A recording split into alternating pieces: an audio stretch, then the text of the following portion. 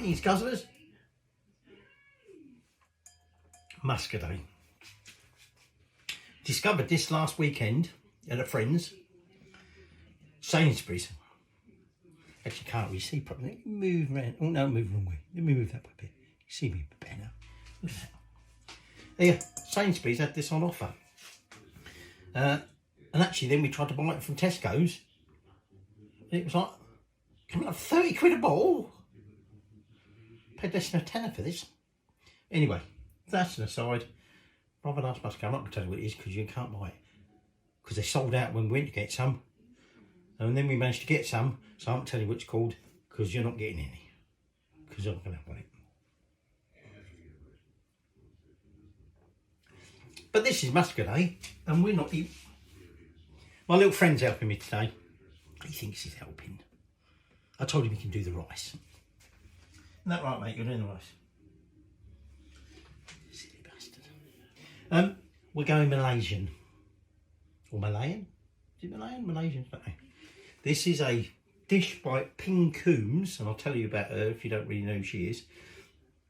This is stir-fried beef and celery. It's also got a few other little bits in it. There's not an awful lot to it, and it's not a big dish to cook. Daging Lembu Dan Saderi. Well, that's how I pronounced it. Stir-fried beef and celery. Now, first things first, we need to get our beef marinated. So we need to make our marinade. And for that, you're going to want some corn flour. Or, of course, if you're American, cornstarch. You want about half a teaspoon of that. Yes, mate, half a teaspoon. No, I know the wine glass in your way and you can't see what the hell I'm doing. You're looking at the rice, remember. You've got the important job. This is just crap that goes with the rice, which is the important bit. Yeah, see now, you've got me getting too much. Oh, now I've lost it all, you bastard. You go, that'll do. That's what you stuck to me. Just because you've got the important job. There you go. Can you see now? Can't see now. So, I've got, what's that one from? Half a teaspoon of corn flour. And then we want a little bit of ground white pepper. There you go. And then we want some light soy sauce. Soy sauce. And we want a teaspoon of that. Now, there's not going to be an awful lot of marinade here. I'm going to add another. No, this is 1.5. Oh, it is one. I've added 2. Right, let's do that. Don't go into shit. Just going to give it a little bit of a mix up. Not really mixing much. And like I say, there's not an awful lot in there to marinate in, is there? And the next thing we're going to do is we're going to take some beef. Now, she talks about using, I say she, Ping is a woman, okay? She's from Malaysia, a place called Ipoh. And she says use an 8-ounce ribeye steak. These aren't ribeye steaks. There's a little bit more than 8 ounce here. And what we're going to do is we're just cutting that up, like you can see there, into thin strips. And then tossing them in to that marinade. There's a manky bit in there. I don't like manky bits. Manky bits coming out. And then, see, I'll try to do this on here so you can see that, and I'm probably going to end up tipping this over. And then we're going to let this marinade in there for about 20 minutes.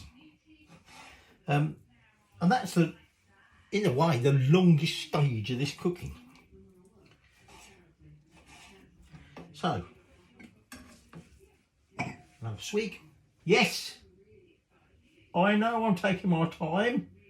I'm letting you savour the moment. All right, mate. So Ping Coombes, like I say, she came from Malaysia. She's a Malay sort of China origin. And she actually came to England to study at Oxford. in the year 2000. And although before that, she was in Malaysia and she used to sort of watch her grandparents and so on with the cooking, she never really, particularly apparently, got into Malaysian cooking. But once she got into the UK, she decided to give it a bit of a go. So anyway, I'm just going to finish that off. Then I'm just going to toss that round in that tiny little bit of marinade. Clear this mess up, and then we'll move on to the rest of it. And I'll finish off telling you a little bit about Ping. Now, you little bastard, you made me tell the nice ladies and gentlemen the wrong amount, didn't you? Interrupting me. It's not half a teaspoon of corn flour, it's 1.5 teaspoons. So I've added a little bit more. Okay, and to be honest, I'd add another half teaspoon of soy sauce. So you can see now I've tossed it all around in the right amount. I'll take the rice off for you and you won't do the rice. Behave. So we're going to set this aside for about 20 minutes. Okay. Next thing you're going to want, and these are optional. Of course they're not bloody optional. I don't know why she says they're optional. These are fermented Chinese fermented black beans. Okay, and these are sort of dried, as it were. And we're just going to add a little bit of cold water to them. That was on hot, so I'll just turn it cold. And we're just going to basically soak them in there for about 5 minutes. So let me put that over there. Let me get my timer. Okay, that's on there. There's my wine. So, the other things you're going to need, some vegetable oil, some oyster sauce, some garlic. Now she says 2 cloves of garlic. So, as usual, in my usual style, I've done a few more than 2 because I like my garlic.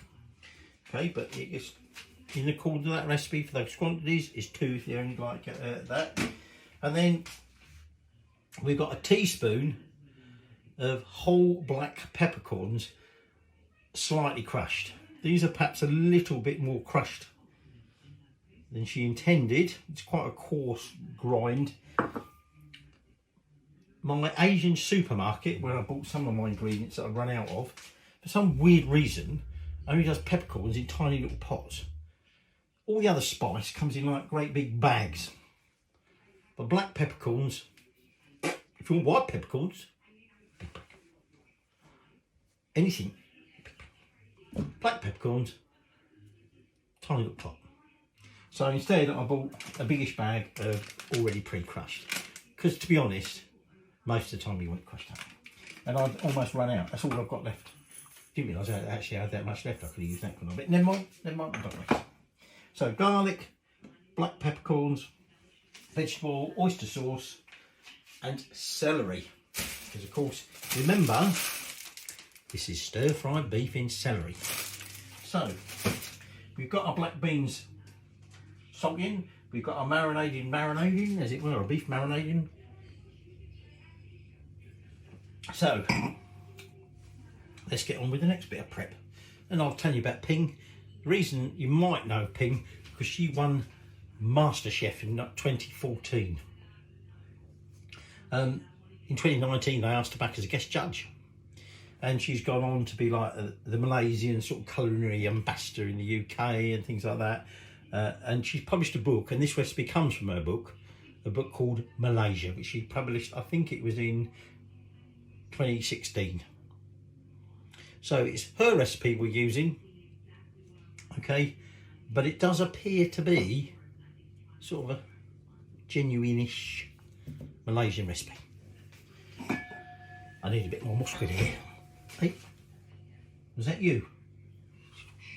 So before I could get my muscadet going, my timer went off for these. So what we're going to do is just drain these, okay? And then I'm just going to put them to one side. I've already peeled my garlic cloves. So the only other thing we've got to prepare is the celery. Now, celery can be a bit stringy. So we're going to de-string it. But I'm just going to clean this up and get that muscadet, I promise myself.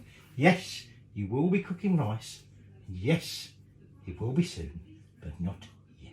Shut the fuck up. Bastard. Oh, I finally got me wine. No, you can't have any wine. You can't. Do you not know any rules of the kitchen? The rice chef must have 0 alcohol in him. That's why I can't cook the rice. That's why you've got the important job of cooking the rice. If you want to drink wine, I'll tell you what, you have a glass of wine, you do. What's that? You want to cook the rice? Well then shut down about the rice.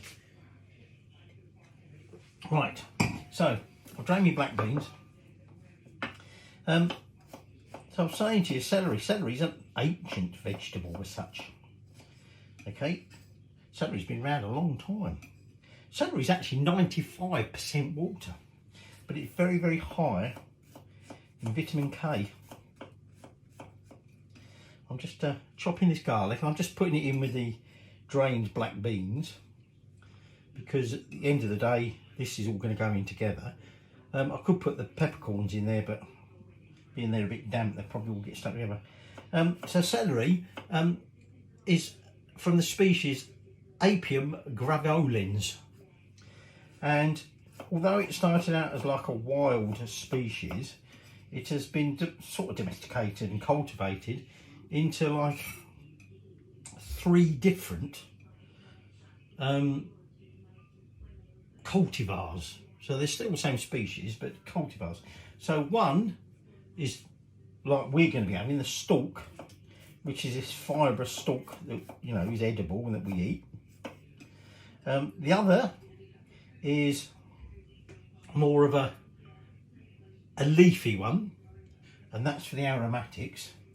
And then the third version, which you might not realise, and I must admit I thought it was more related to leek, it's actually celeriac, or fennel, sorry, should I say, more related to fennel. But celeriac is a cultivar of the original wild celery. So anyway, that's in there with that. Now, I've got about 5 sticks of celery. She says about 4, but some of these are a bit thin. And I've given it a bit of a wash. The first thing I'm going to do is going to chop them ends off, which aren't very nice. And I'm actually going to chop the other end of it in a minute. And these are very green, actually, these celery. So let's just get rid of them bits, okay? So there we go, we've got our sticks of celery. We're going to chop them up a bit, but as you well probably know, look, it gets a bit stringy, and that's not very pleasant, is it? We don't like stringy bits in our celery, or in anything. So what we'll do is we'll take our vegetable peeler. Whee! Get that knife over there before I stab yourself in the gut. And we're just going to go down the outside, because most of them stringy bits go on me peeler. Why are they sticking like that? We're just going to go around the outside and just strip off them bits. Okay? Just so that when we come to eat it, it's not all stringy and horrible. So it was actually originally a winter or spring vegetable, and it's also, well, it has lots of associations, some of which you might think are not that great. For instance, it's associated with death. Partly, I believe, because of the smell, not necessarily of this celery that we're eating now, but more perhaps the leaves, the aromatic bit. So there was this association with the dead, and in fact wreaths of celery leaves were found in Tutankhamun's tomb. Equally, celery is sort of documented in ancient Egyptian records as like garlands headdresses. And in China, one of the hand tombs, which was sealed up. No, sorry, I'm getting ahead of myself here. No, forget what I just said. That's nothing to do with celery. It's the ancient Greeks that were also associated celery with death. And it's linked to a sort of a group. Oh, sorry, I've got itchy nose. All these stringy bits I'm taking off here. A group, and I can't say the bloody word, so I'm not going to say it. It was some sort of cult. Who were from like places like Samos and places like that, which I've been to. So, a long time ago. Yeah, there's a big stringy bit I didn't get. It gets clogged up with these stringy bits, and then it just glides over the top. And as a result, in the Isthmian Games, if I've said that right, originally winners were given, not because it's associated with death, but just simply because of its association with the gods, as it were. Winners were given wreaths made out of celery, or celery leaves, not the celery stalks. It was later replaced with pine. Okay, not chunks of pine, bloody wood. Don't be so silly, you stupid git. Are you pissed? Look, you're falling over. Are you looking after that bloody rice or not? Shit. Right, so we're just going to finish de-stringing that. And then I'm going to clear the mess up so that we've got room to now prepare the celery. And then essentially, I was just going to say, I wonder how long I've got before my marinading is done. Here now, I started a bleeding timer, wouldn't it? That's you again. So I just looked over, how can it still be 15 minutes left? Because you made me forget to turn the bloody thing on, but it'd be about 15 minutes. So I'm just going to clean this mess up. Don't need that anymore. And then we'll get our wok ready. So off camera, I've sort of chopped my celery up into shorter chunks. And what we're going to do is we're just going to sort of slice them lengthways to create some celery batons.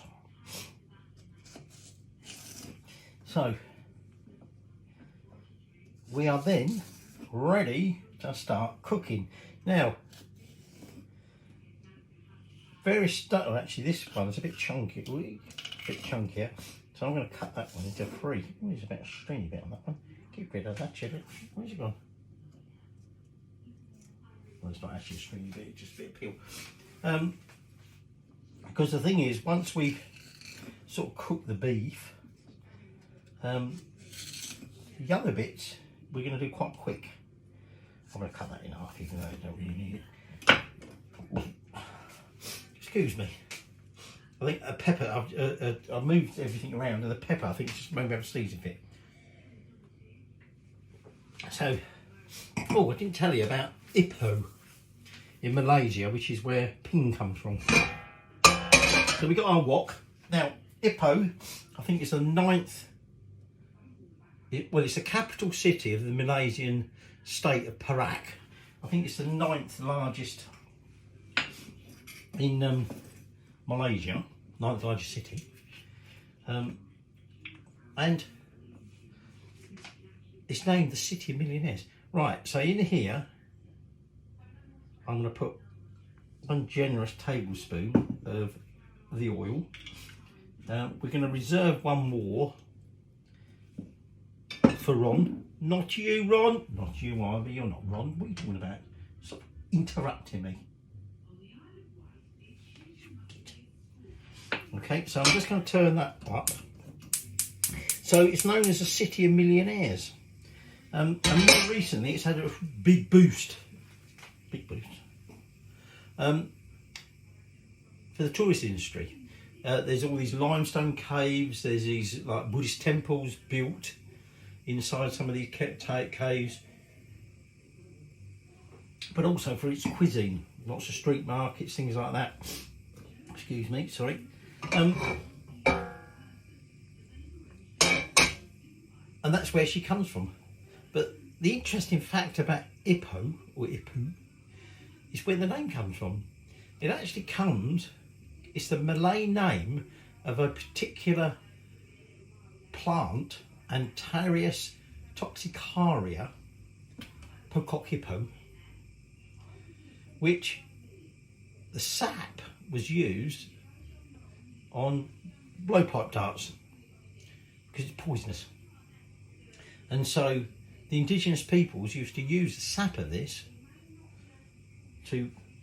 mixed with resin to coat the tips of their blowpipe darts to kill things, or to at least hunt them, and I don't know if it killed them outright or just stunned, you know, paralysed them, whatever.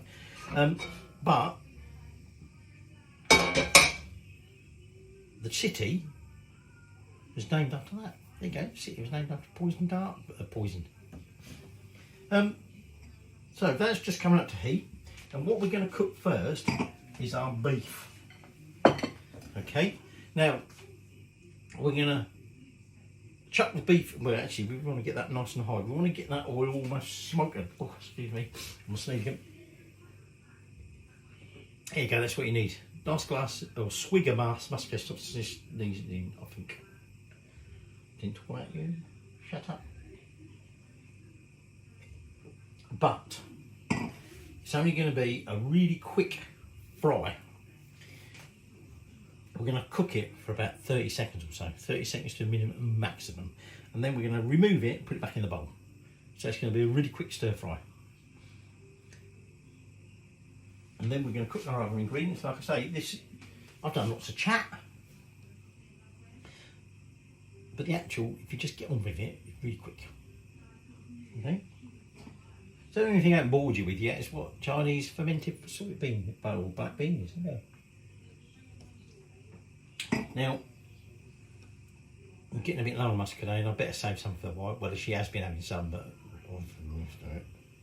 so that might have to be last muscadine. No, what did I tell you?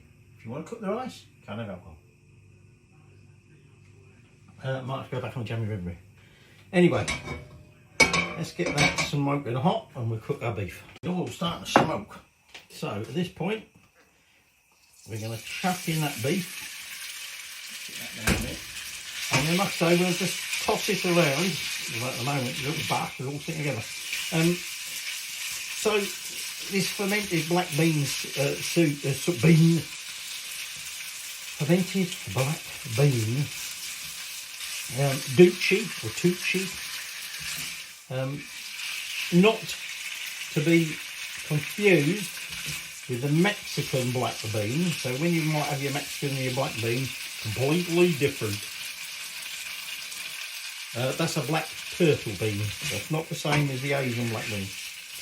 Okay, the Asian black bean, which I've quite got that hot enough yet, so it might be a little bit longer than 30 seconds.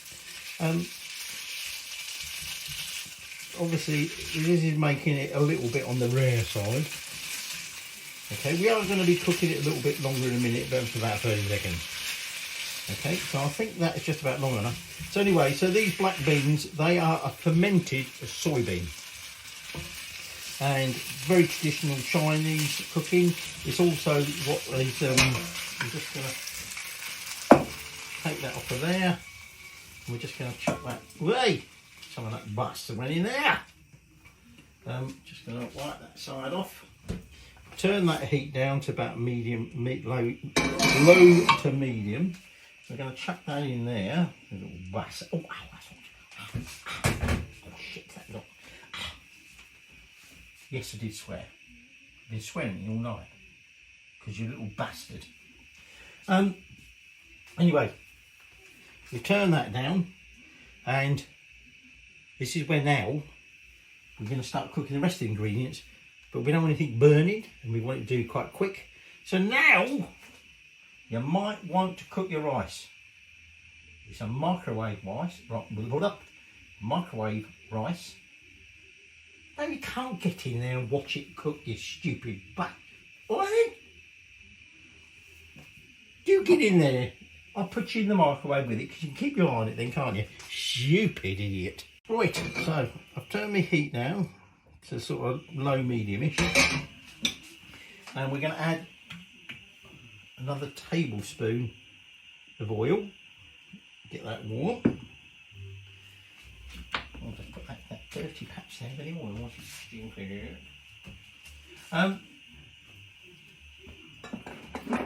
Move your heat around now, can't fit that in. So, just going to get that oil up. I've kept my tablespoon because we're going to add some water and oyster sauce in a bit. But at this stage, you're going to want your peppercorns, your black beans, which, as I was telling you, are China, and in fact, they are the oldest known food made from soybeans. In 165 BC, I'm on the Jeremy Red Room now. I've left a little bit of the muscovy off. They were placed in a tomb in South China, Han tomb. So I mean, I got a bit confused then. I was talking about celery. No, it was soybean. In the year 90 BC, the records of the Grand Historian, this again is in China, refers to 1,000 earthenware vessels of mould fermented cereal grains and salty fermented soybeans. They do tend to be quite salty, hence the reason we've soaked them, try and remove some of that saltiness. But great store was put on these fermented soybeans. So much so that when the brother of the emperor, the Prince Huanan, or something like that, who actually is credited as being the inventor of tofu, or tofu, did become from, I suppose. Right, I think that was just getting up temperature, so I'm putting that black bean and garlic in there, and those crushed peppercorns. We get rid of that, and we're just going to sort of toss that around. We want to get that fragrant, but we don't want it burning. Okay. Yeah, he was exiled. I don't know, because he upset his brother, I think. But even so, it was decreed that they couldn't just chuck him out into exile. He needed basic staples, so he was given firewood, he was given cooking utensils, rice, staple food, isn't it? Salt, and shi, which is what they call the fermented soybeans in. Because, of course, much as he was a nasty, well, I don't know if he was a nasty bastard or whatever, but as far as I'm concerned, nasty bastard, they exiled him. You know, we can't let the man not have his fermented soybean, can we? Oh my God, it'd have to be horrendous.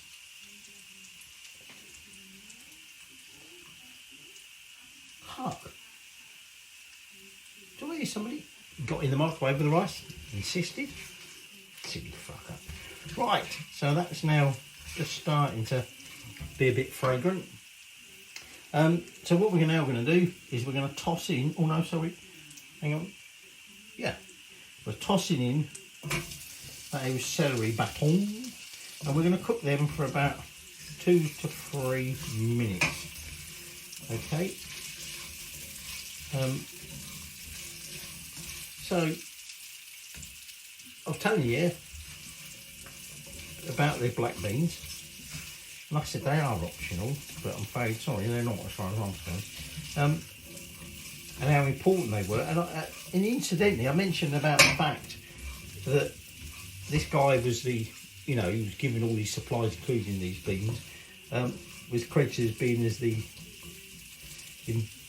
I'll say inventor of, what's name? Tofu. There is a type of tofu, Mapo tofu, that incorporates this soybean sauce, soya beans, fermented soybeans. Presumably it's like a bit of a sauce, I don't know.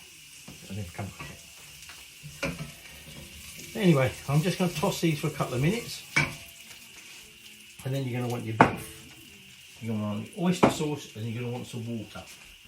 Get rid of them bowls out of the way, and I better get some plates ready. And then we also will need to get our rice out of the microwave and see what the silly little bastard's done in the meantime. Right, before we address this silly bastard here, we're now just going to chuck that beef back in there. Okay, and You just want to briefly toss that, and then we're going to add a tablespoon of oyster sauce. Bit thick this stuff. And then we're going to add 2 tablespoons, when I get this out, of water. Okay, put a bit of a kettle. 1, 2, whoops, bit of water in there, but never mind. Just chuck that in there out of the way. We're just going to toss this through, and we just want to get that back up to the boil, as it were. Put a bit too much water in there, silly bastard. Okay, soy sauce done. Let me get that in the fridge because it's been opened. We have to keep that in the fridge. Yes, you silly bastard. Told you not to get in the microwave. Did you bloody listen? No, of course you didn't listen.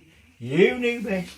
You knew you need to keep an eye on the microwave. Oh, sorry, on the rice while it's cooking. Told you not to go in the bloody microwave. Wouldn't do any good. Did you fucking listen to me? No, you fucking didn't. Yes, you probably have fucked yourself over big time. Stupid bastard. But no, you too will have by now. Right, so that's cooked. The rice is done. We're going to serve up. And silly bastard here. Yes, your head has expanded. It's not because your brain's expanded. You've only got one fucking brain cell in there because you're such a stupid idiot you got in the microwave. But something's gone on there. His act don't fit in properly. But that's his bloody silly fault. So, we're just going to serve this up. Now, you can serve it with rice. You can serve it with congee. Don't know if I've ever made congee. Oh, make a mess there. I don't know if I've ever made congee. It's a rice thing, I think. Okay. I've probably gone a little bit overboard here on the celery. Okay. Briefly back to our black bean. It is something that is so, just getting them last bits of garlic out of there, sort of popular that quite often in most sort of street stalls where you're buying Chinese food, just going to drizzle some of that sauce on there. You can't see that because I've got my wok in the way. They often sell little packets of these. I'll turn that off. Yes, right. So let's have a little taste. Silly little bastards over there. Here's our dish. So a bit of rice. That plate's off. I'm just going to have a bit of rice with the sauce. Now, bearing in mind there's no salt been in this. And although you can derive celery salt from celery seeds, there's no celery seeds in this either. That black bean, despite draining it, I think that's where the saltiness comes from.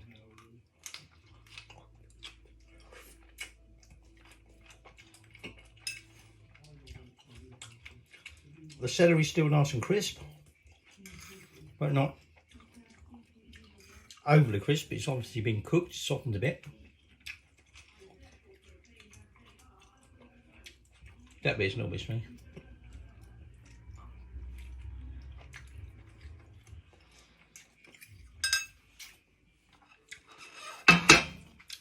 You've got the hint of pepper, hint of salt, hint of garlic.